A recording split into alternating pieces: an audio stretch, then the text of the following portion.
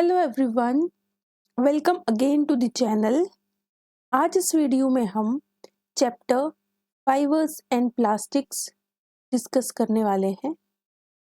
ठीक है, तो सबसे पहले हम डिस्कस करेंगे फाइबर्स के बारे में। Fibres are long thread like structure of thinner strands. Fibres क्या होते हैं? फाइबर्स होते हैं लॉन्ग थ्रेड लाइक स्ट्रक्चर। ठीक है, और ये किस चीज से बने होते हैं? जो हमारी थिनर स्ट्रैंड्स होती है, मतलब पतली पतली स्ट्रैंड से बने होंगे। ठीक है, due to their properties and structure, इनकी प्रॉपर्टीज और स्ट्रक्चर के कारण fibres are utilised to make clothes, ropes, carpets, sweaters etcetera. Fibres का यूज हम क्यों करते हैं? क्लोथ्स बनाने के लिए, रोप्स बनाने के लिए, कारपेट्स बनाने के लिए, स्वेटर्स बनाने के लिए। ठीक है, फाइबर्स कैन बी नेचुरल और मैन मेड। फाइबर्स जो होते हैं हमारे नेचुरल भी हो सकते हैं और मैन मेड भी हो सकते हैं, but plastics are always man made. लेकिन जो प्लास्टिक होते हैं वो हमेशा मैन मेड ही होते हैं। All fibres can be characterised as either natural और सिंथेटिक फाइबर्स। ठीक है, जो सारे के सारे फाइबर्स होते हैं उनको हम या तो नेचुरल या फिर सिंथेटिक की कैटेगरी में रख सकते हैं। जैसे यहाँ पे एग्जांपल्स भी हमें गिवन हैं। अगर हमारे पास नेचुरल फाइबर्स होंगे तो एग्जांपल है कॉटन, जूट, वूल, सिल्क एटसेट्रा। ठीक है, और अगर हमारे पास सिंथेटिक फाइबर्स होंगे तो इसके एग्जांपल होंगे rayon, nylon, polyester, acrylic etcetera. ठीक है, तो सबसे पहले हम डिस्कस कर लेते हैं नेचुरल फाइबर्स के बारे में। These are obtained from plants and animals. Natural fibres को हम प्लांट्स और एनिमल्स से ऑब्टेन करते हैं। Cotton, flax and jute fibres are obtained from plants.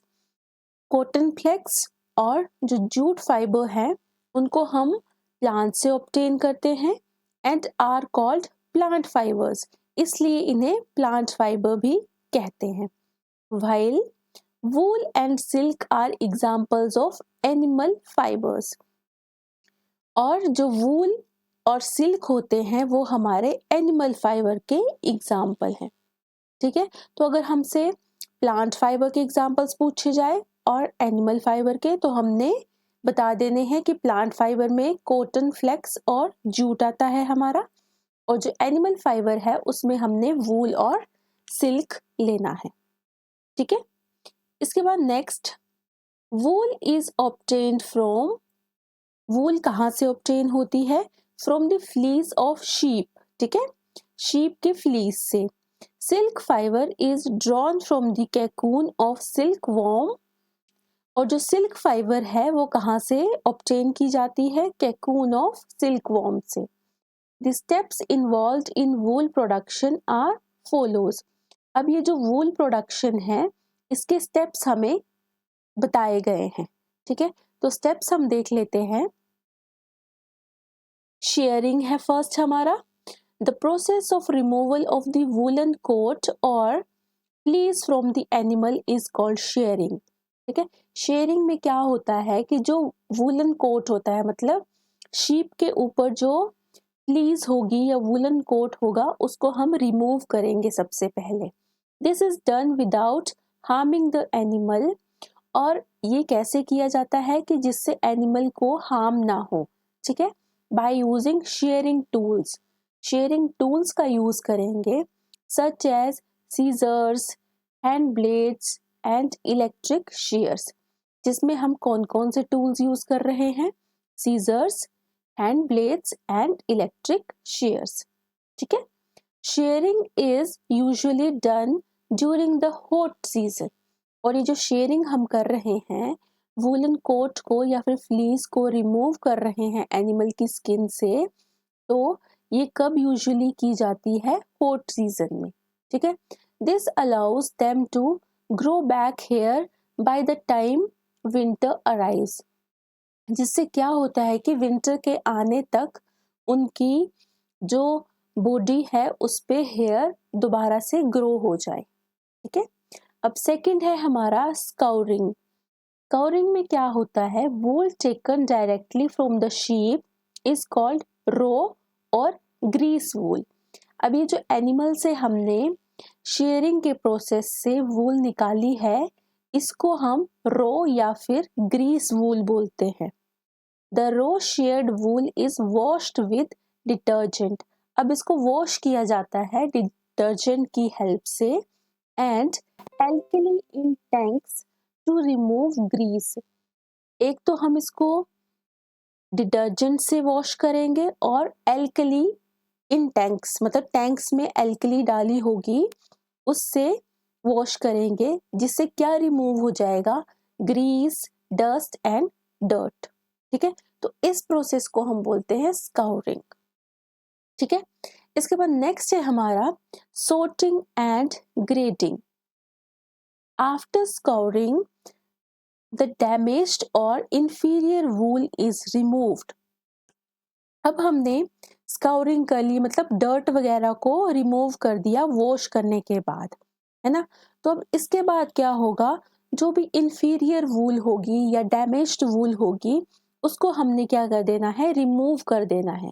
ठीक है, this process is called sorting. इस प्रोसेस को बोलते हैं sorting. The process of sorting the wool according to the length, color and texture of fibers is called grading. अब जो भी हमारी वूल है उसको सॉर्ट करना, उसको लेंथ के अकॉर्डिंग, कलर के अकॉर्डिंग या फिर टेक्सचर के अकॉर्डिंग सॉर्ट करने को ग्रेडिंग कहा जाता है। ठीक है, इसके बाद है carding.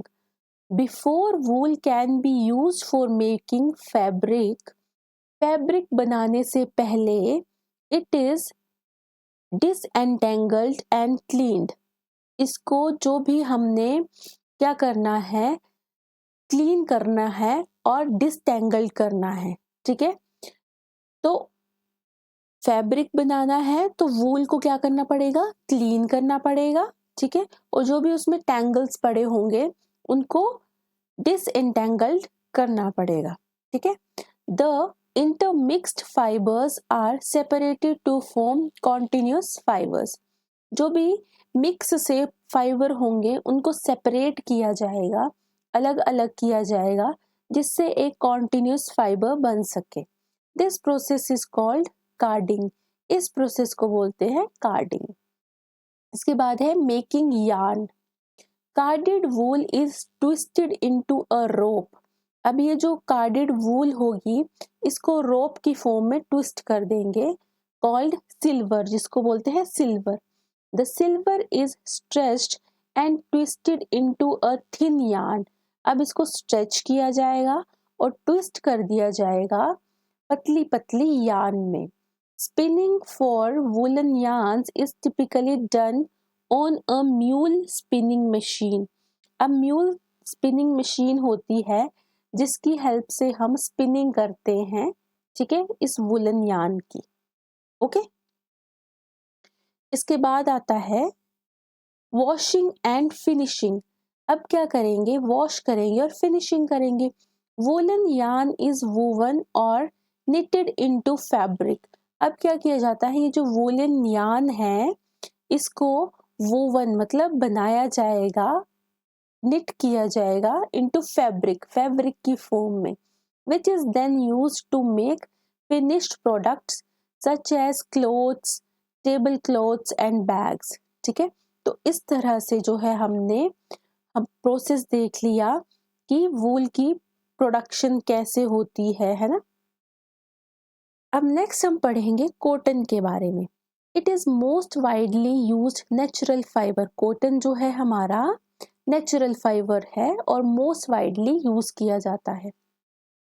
Cotton fibre is also known as cotton wool. इसको कॉटन वूल के नाम से भी जानते हैं। Cotton is a soft fibre. ये एक सॉफ्ट फाइबर होता है that is obtained from the cotton balls, cotton fruits. ये कॉटन बॉल्स से या फिर जिनको हम कॉटन फ्रूट्स बोलते हैं उसमें से ऑब्टेन किया जाता है। नेक्स्ट है jute.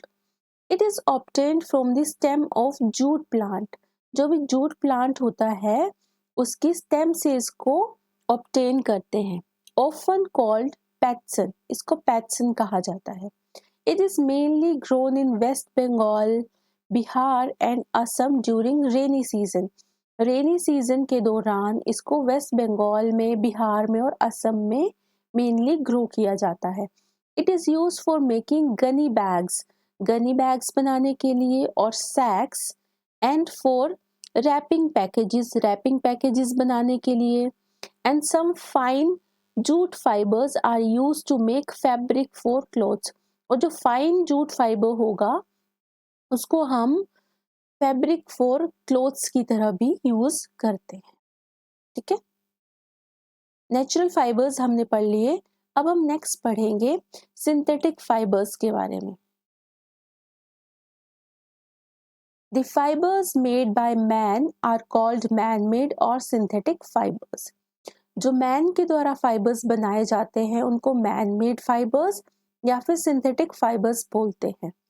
All the synthetic fibers are prepared by a number of processes। सारे के सारे जो भी सिंथेटिक फाइबर्स होते हैं वो कैसे प्रिपेयर किए जाते हैं? नंबर ऑफ प्रोसेसेस से, using raw materials of petroleum origin called petrochemicals. किस चीज का यूज किया जाता है इनको बनाने के लिए? Raw materials of petroleum origin, जिसको बोलते हैं पेट्रोकेमिकल्स।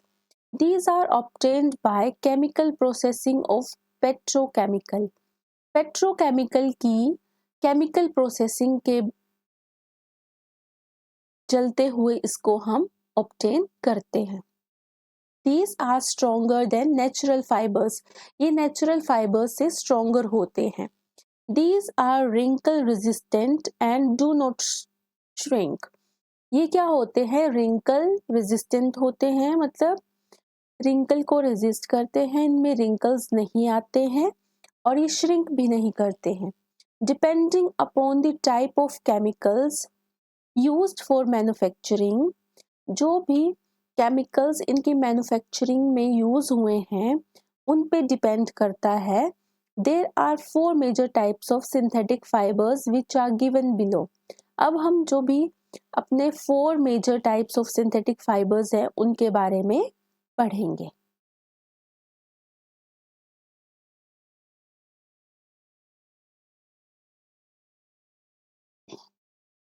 फर्स्ट है हमारा rayon, obtained by chemical treatment of wood pulp. इसको कैसे ऑब्टेन किया जाता है? केमिकल ट्रीटमेंट होगी वुड पल्प की, ठीक है। और इसके यूजेस क्या हैं? In textile industry, in manufacturing of tyre code, to make carpets, for making bed sheets, curtains, blanket etcetera. तो इसको हम कहाँ यूज करते हैं? टेक्सटाइल इंडस्ट्री में, ठीक है, टायर कोड बनाने में, ठीक है, कारपेट्स बनाने में, या फिर बेडशीट्स, कर्टन्स, ब्लैंकेट्स एटसेट्रा के लिए, ठीक है। सेकंड है synthetic fibre nylon, made without using any natural raw material. किसी भी नेचुरल रॉ मटेरियल का यूज नहीं किया जाता है नायलॉन बनाने के लिए। और इसका यूज क्या है? For making socks, ropes, tents, brushes, car seat belts, sleeping bags, parachutes etcetera, ठीक है। तो ये सारे नायलॉन के यूजेस हैं, इन चीजों में नायलॉन का यूज हम करते हैं। थर्ड है हमारा polyester, made up of repeating units of a chemical called ester. Ester है जिसकी हमने क्या करनी है? रिपीटेशन करनी है, ठीक है, तो उससे क्या बन जाएगा? पॉलिएस्टर। और इसके यूजेस क्या होते हैं? In making fabrics, like fabrics बनाने के लिए, जैसे sari, dress materials and curtains, for making water horses, conveyor belts etcetera, ठीक है। फोर्थ है हमारा एक्रिलिक, एज सब्सटीट्यूट फॉर वूल, वूल के लिए एक सब्सटीट्यूट की तरह, ठीक है, for making sweaters, shawls, blankets, carpets, boots and gloves, ठीक है। तो इन सब चीज़ों के लिए एक्रिलिक का यूज़ होता है। तो हमने नेचुरल फाइबर्स और सिंथेटिक फाइबर्स के बारे में रीड कर लिया। अब हम चलते हैं प्लास्टिक की तरफ। ठीक है, तो प्लास्टिक क्या होता है? प्लास्टिक एक सिंथेटिक पॉलीमर है which can be moulded into desired shape, जिसको हम किसी भी डिजायर्ड शेप में मोल्ड कर सकते हैं। व्हेन सॉफ्ट, जब सॉफ्ट होगा तभी। And then hardened to produce a desired article with durability, और उसको फिर हार्ड कर दिया जाता है, और जो भी हमारा डिजायरेबल आर्टिकल है विद ड्यूरेबिलिटी, जिसमें ड्यूरेबिलिटी भी हो, तो हमने वो प्रिपेयर कर लेना है प्लास्टिक की यूज से। ठीक है, मतलब जो भी हमारा ये प्लास्टिक है, सबसे पहले तो सिंथेटिक पॉलीमर है। ठीक है, और जब ये सॉफ्ट होता है तो उसको हम किसी भी शेप में मोल्ड कर सकते हैं। उसके बाद उसको मोल्ड करने के बाद, जैसे कोई शेप है उसमें मोल्ड कर दिया सॉफ्ट करने के बाद, फिर उसको हार्ड कर देते हैं। ठीक है, फिर वो हमें डिजायर्ड जो शेप है उसकी वो मिल जाती है। A large number of plastical bags, water bottles, buckets, mugs, combs, toothbrush, toys, chairs, tables, covers of electric switches, plugs, sockets, insulation of electric wire, water tanks, etc. are articles made up of plastics. ये सब जो हमने examples ऊपर पढ़े, ये सारे plastic के बने होते हैं। अब प्लास्टिक जो है वो टू टाइप्स के होते हैं। फर्स्ट हमारे होते हैं थर्मोप्लास्टिक्स, और सेकंड हमारे होते हैं थर्मोसेटिक प्लास्टिक्स। तो फर्स्ट हम रीड करेंगे थर्मोप्लास्टिक्स के बारे में। ठीक है, the plastics which get deformed easily on heating, ऐसे प्लास्टिक जो हीट करने पे दोबारा से डिफॉर्म हो जाएं, and can be bent easily, और इजीली जिनको बेंट किया जा सके उसको हम बोलते हैं थर्मोप्लास्टिक्स। एग्जाम्पल के लिए पॉलीथीन है, या फिर पीवीसी जिसको हम बोलते हैं पॉलीविनाइल क्लोराइड। ठीक है, पीवीसी की फुल फॉर्म भी कई बार पूछ ली जाती है, तो ये हमने याद रखनी है कि पीवीसी होता है polyvinyl chloride. Thermoplastics are used for making insulation of electric wires and cables. Thermoplastic का यूज हम क्यों करते हैं? इलेक्ट्रिक वायर्स और केबल्स की इंसुलेशन के लिए। Various types of plastic containers, various types of plastic container बनाने के लिए, जैसे बॉटल्स हो गए, जार्स हो गए, कोम्स के लिए, toys, raincoats, packaging material etcetera के लिए। ठीक है, पॉलीथीन, पॉलीथीन क्या है? Poly plus ethene is a polymer of a compound known as ethene. Ethene का पॉलीमर है ये पॉलीथीन। ठीक है, it is use for making commonly use polythene bags, commonly use polythene bags बनाने के लिए इसका यूज किया जाता है। ठीक है, अब इसके बाद नेक्स्ट है हमारा थर्मोप्लास्टिक में पॉलीइथाइलीन, जिसको पीई बोलते हैं, पॉलीप्रोपाइलीन, पॉलीविनाइल क्लोराइड, पॉलीस्टाइरीन। ठीक है, तो इनके हमने यूजेस पढ़ने हैं। पॉलीइथाइलीन जो है वो milk bags, packing bags, flexible garden pipes etcetera के लिए यूज होता है। Polypropylene parts of loudspeakers and vehicles, ropes, mattresses, laboratory appliances में यूज होता है। ठीक है, तो ये यूजेस हमने पढ़ लेने हैं। Polyvinyl chloride bottles, raincoat, pipes, handbags, shoes, electric cable insulation, furniture, ropes, toys में इसका यूज किया जाता है। Polystyrene thermo insulating parts of electric appliances like refrigerators, gears of machines, toys, protective covering like covers of CD and DVD etcetera. ठीक है, तो ये thermo plastic के जो हैं वो यूजेस हैं। नेक्स्ट है हमारा थर्मोसेटिंग प्लास्टिक। ठीक है, the plastics which when molded once cannot be softened by heating are known as thermosetting plastic। एक बार जो हमने प्लास्टिक को मोल्ड कर दिया है ना, डिजायर शेप बना ली, उसके बाद उसको दोबारा हीट करके सॉफ्ट नहीं किया जा सकता, तो उसको हम बोलते हैं थर्मोसेटिंग प्लास्टिक्स। जैसे एग्जाम्पल है बेकलाइट या फिर मेलामाइन। ठीक है, an article made up of thermosetting plastic retains its original shape permanently even on heating. ठीक है, यही बात हमने बोली कि हीट करने पे भी वो अपनी जो शेप है उसको चेंज नहीं करेगा, वो अपनी जिस शेप में एक बार हमने उसको मोल्ड कर दिया है वो उसी शेप में रहेगा।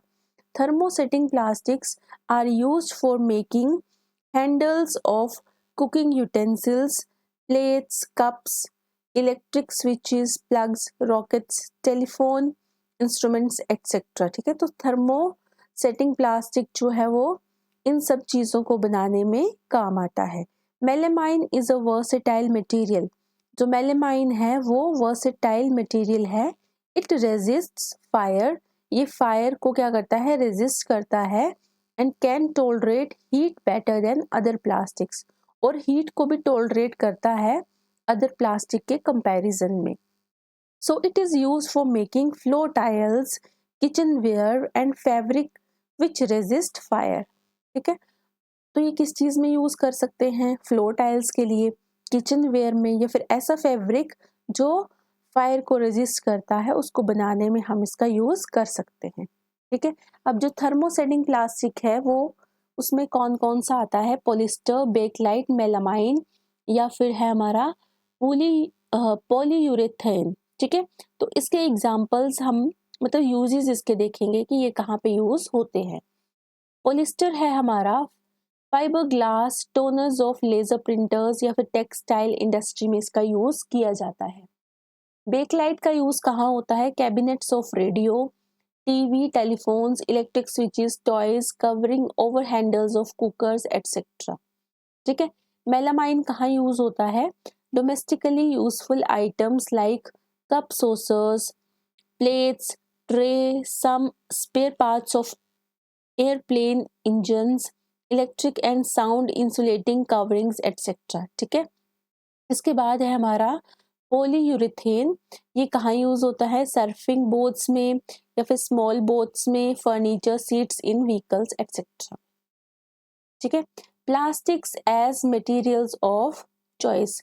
प्लास्टिक को हम as a material of choice क्यों मतलब लेते हैं, हमारी चॉइस क्यों है ये प्लास्टिक, क्योंकि plastic is non reactive. Plastic जो है वो नॉन रिएक्टिव होता है। Plastic is light, strong and durable. ये लाइट होता है, ये स्ट्रॉन्ग होता है और ड्यूरेबल होता है। Plastics can be moulded into different shapes. Plastic को हम डिफरेंट शेप में मोल्ड कर सकते हैं। Plastics are poor conductor of heat and electricity. Heat and electricity का ये पुअर कंडक्टर होते हैं, इसलिए ये हमारा मटेरियल ऑफ चॉइस होता है। ठीक है, प्लास्टिक्स एंड द एनवायरनमेंट। अब प्लास्टिक और एनवायरनमेंट के साथ जो रिलेशन है, मतलब प्लास्टिक का इफेक्ट क्या पड़ता है एनवायरनमेंट पे, पॉजिटिव इफेक्ट है या फिर नेगेटिव इफेक्ट है, ये सब कुछ हम देखते हैं। In our daily routine we generate a lot of waste of various kinds. Daily routine में हम बहुत सा वेस्ट जो है वो जनरेट करते हैं। ठीक है, materials that can decompose through natural processes are called biodegradable. अब जो नेचुरल प्रोसेसेस के थ्रू जो मटेरियल है वो डिकम्पोज हो जाए तो उसको बायोडिग्रेडेबल बोल देंगे। जैसे प्लांट वेस्ट जो होता है, एनिमल वेस्ट जो होता है, या फिर पेपर होता है, ये बायोडिग्रेडेबल की कैटेगरी में आता है। लेकिन जो डिकम्पोज नहीं होते हैं नेचुरल प्रोसेसेस से, उनको हम नॉन बायोडिग्रेडेबल बोलते हैं, और प्लास्टिक उसमें से ही एक है। नॉन बायोडिग्रेडेबल की कैटेगरी में प्लास्टिक आता है। ठीक है, प्लास्टिक के साथ ग्लास, टिन, ये सब कुछ नॉन बायोडिग्रेडेबल में आते हैं। ठीक है, तो ये क्या होते हैं कि ये नॉन बायोडिग्रेडेबल मटेरियल्स जो होते हैं वो टेक ईयर्स टू डिकम्पोज, बहुत सारे साल लगते हैं इनको डिकम्पोज होने के लिए, और ये क्या करते हैं, दस लीड टू एनवायरमेंट हजार्ड्स। तो ये एनवायरमेंट के लिए अच्छे नहीं है। ठीक है, बस ये हमने देखना था कि प्लास्टिक का एनवायरमेंट के साथ रिलेशन कैसा है, तो ये नेगेटिव ही रिलेशन है। ठीक है, एनवायरमेंट के लिए जो है वो प्लास्टिक जो है वो अच्छा नहीं है। ठीक है, तो इस वीडियो में हमने ये चैप्टर डिस्कस कर लिया नेक्स्ट वीडियो में हम MCQs डिस्कस करेंगे रिलेटेड टू दिस चैप्टर। ठीक है, thanks for watching, bye everyone.